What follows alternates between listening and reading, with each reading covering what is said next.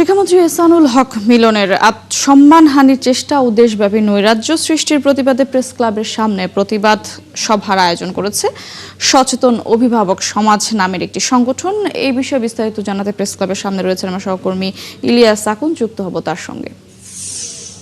এখন প্রতিবাদ সভার বিস্তারিত কি তথ্য আছে আপনি জানাবেন? এছাড়া প্রতিবাদ কর্মসূচিতে অংশগ্রহণকারীরা কি বলছেন তাও জানতে চাই।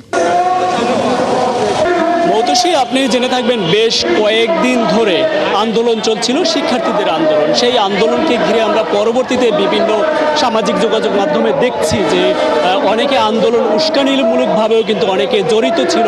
অনেক শিক্ষার্থীরা না হয়েও এই আন্দোলনে ভিন্নভাবে নেয়ার চেষ্টা করছিল। তার বেশ কিছুক্ষণ পরেই আমরা এই মুহূর্তে দেখতে পাচ্ছি যে কয়েকদিন গেলেই এই সচেতন অভিভাবকরা, যারা শিক্ষার্থীদের অভিভাবক ছিলেন, তারা একটি সিদ্ধান্ত নেয় এবং সেই সিদ্ধান্তে একটি প্রতিবাদ করছে। সেই প্রতিবাদ আজকে প্রেস ক্লাবের সামনে তারা বক্তব্য রাখছে।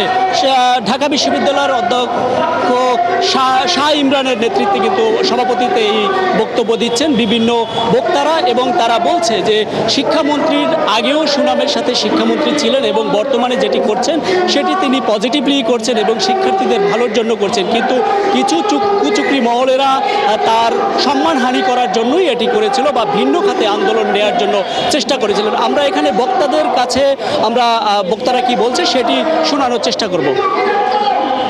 পরবর্তীতে দেখলাম ওই কোমলমতি শিশুদের মাঝে কিছু কুচক্রী মহল, কিছু আমলিকদারি, কিছু বিভিন্ন মতের লোক এই পুশিং দেওয়া আরম্ভ করলো এহসানুল হক মিলনের শিক্ষামন্ত্রীর পদত্যাগ চায়।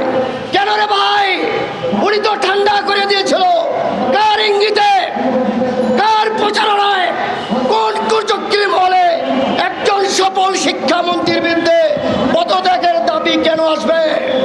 কোমলমতি শিশু ভাইয়ের আমার, তোমরা কুচক্রী মহলের দিকে না তাকিয়ে ঘরে যাও, পড়ালেখা করো।